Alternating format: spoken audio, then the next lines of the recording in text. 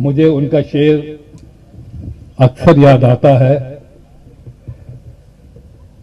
कि जिंदा अंदर का आदमी, उनका शेर था, अरसा हुआ कि मर गया अंदर का आदमी, जिंदा बचा है जो वो है बाहर का आदमी। नारायण जी चले गए, बाहर का आदमी चला गया, लेकिन उनके अंदर का आदमी आज भी उनकी गजलों में और गजलों के शब्दों में सांसें ले रहा है। मुझे फक्र है कि जाजू जी उसी प्रांत से संबंधित हैं जो मेरा भी प्रांत है। वो देवास में जन्मे और मुझे ग्वालियर की मिट्टी ने गढ़ा था। और ये प्रांत इतना अमीर प्रांत है कि उसने संसार के इतिहास को कालिदास दिया और आधुनिक भारत को शिव मंगल सिंह सुमन दिया, दुष्यंत कुमार दिया और बाद में नारायण दास जाजू दिया। हकीकत यह है कि हम जिंदगी का हिसाब किताब रखते चले आते हैं। जाजू जी ने गजलें कही, मुझे उनकी गजलों से गुजरते हुए अक्सर महात्मा बुद्ध से के 500 साल के बाद एक घटना याद आ रही है कि बोधि धर्मा एक बर्फ वाले जंगल में फंसे हुए थे। वो किसी छत की तलाश में थे, दूर उन्हें रोशनी नजर आई, वो रोशनी की तलाश में आगे बढ़े, दस्तक दी दरवाजे पर। आश्रम का जो पुजारी था वो बाहर निकला, उसने दरवाज़ा खोला, उन्हें अंदर रखा और उनके लिए भोजन बनाने चला गया।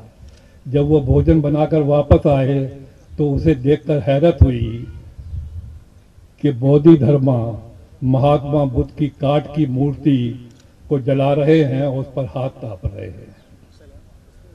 पुजारी ने कहा, ये क्या अनर्थ कर दिया, आपने हमारे भगवान को जला दिया। बोधि धर्मा ने जवाब दिया कि नहीं, मेरे अंदर जिंदा भगवान को सर्दी लग रही थी तो बाहर के लकड़ी के भगवान को जला दिया। जाजू जी हकीकत में इंसान में भगवान की तलाश के एक खोजी थे।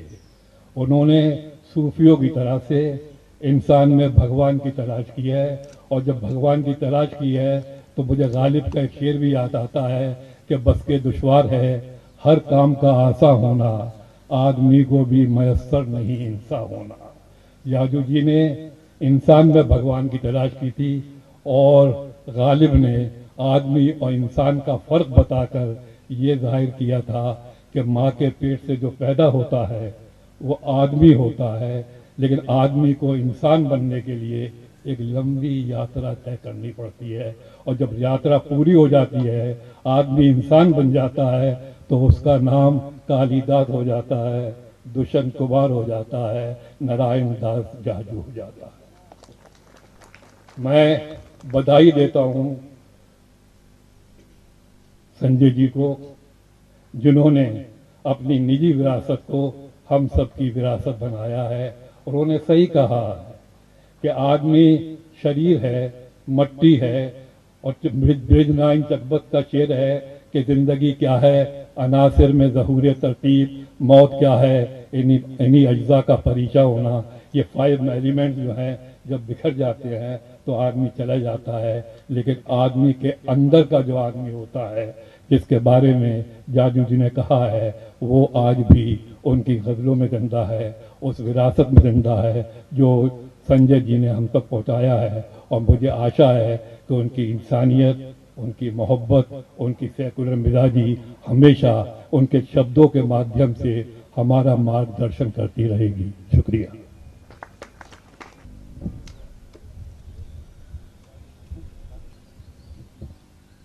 डॉक्टर निज़ा फाजली साहब को ऑनर करने के लिए मैं डॉक्टर नारायण झा जो के दामाद राधेश्याम महेश्वरी जी को आमंत्रित करती हूँ।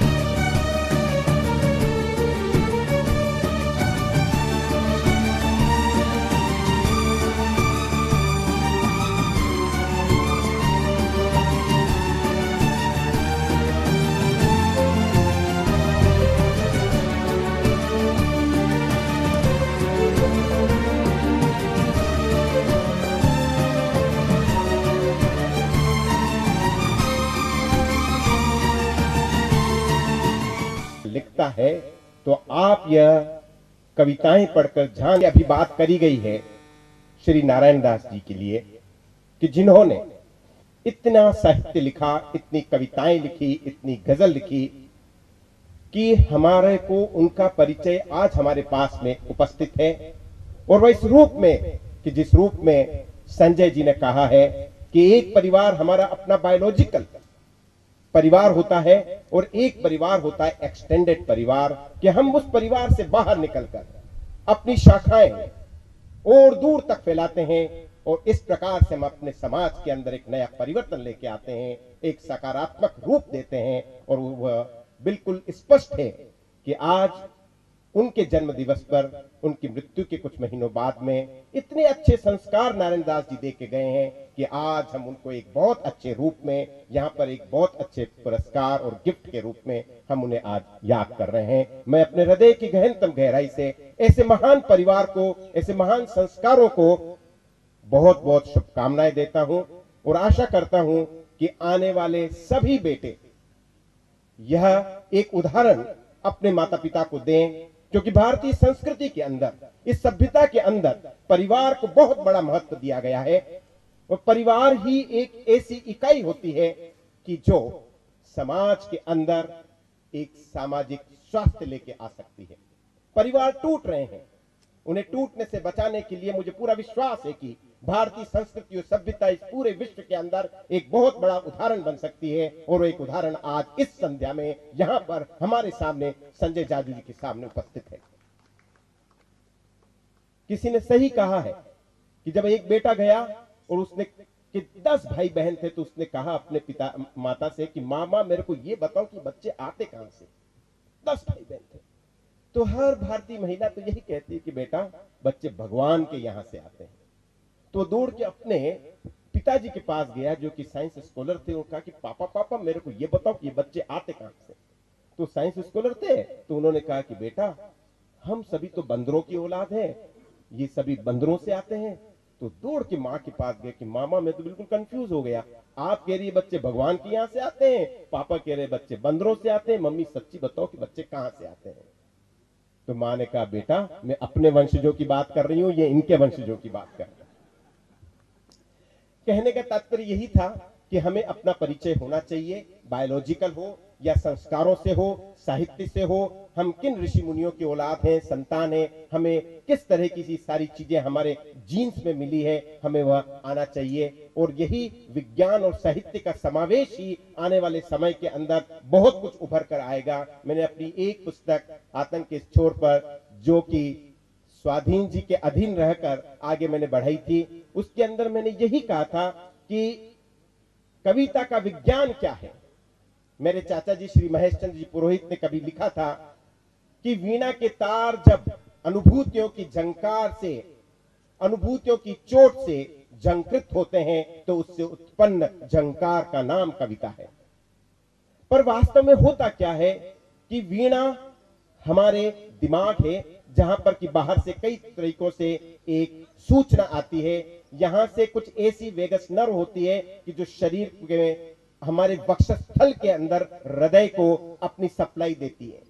तो इन सारी संवेदनाओं से एक सूचना जब हृदय तक आती है उस वेगस नर्व से, तब हम यहाँ कुछ प्रतीति करते हैं, कुछ भावनाएं उठती है, हमें कुछ विशेष प्रकार की अनुभूति होने लगती है और उसे हम कहते हैं कि ये हृदय की उत्पत्ति है। लेकिन मैं मनोचिकित्सक और एक शल्य चिकित्सक होने के माध्यम से जानता हूं कि सब कुछ हो रहा है केवल हमारे इसी मस्तिष्क के अंदर, और वहीं से सब कुछ यहां होगा। आने वाले दशकों में आप देखेंगे कि हमको कविता के सेंटर्स, जिस प्रकार से लाफिंग सेंटर्स के लिए रिसर्च चल रहा है, उसी प्रकार से कविता, साहित्य, सबके केंद्र हमारे मस्तिष्क के अंदर हैं। उनको हम कैसे उद्दीपित कर पाए, क्योंकि बीज तो होता है लेकिन बीज को भी किसी पोषण की आवश्यकता होती है और वह पोषण संभव होता है ऐसे माहौल में जहां पर कि हम एक तरह से ऐसा मंच देते हैं आने वाली जनरेशन को कि जो अपनी प्रतिभाओं को ऊपर उठा पाए। मुझे पूरी आशा है कि ऐसे ही सारे कार्यक्रम आने वाले समय के अंदर जो सुषुप्त प्रतिभाएं हैं उनको ऊपर उठाने में बहुत कुछ माहौल पैदा करेगी। ऐसी शुभकामनाओं के साथ में मैं फिर तेरे मेरे दरमिया के बीच की इस पूरी पुस्तक का उद्घाटन घोषित कर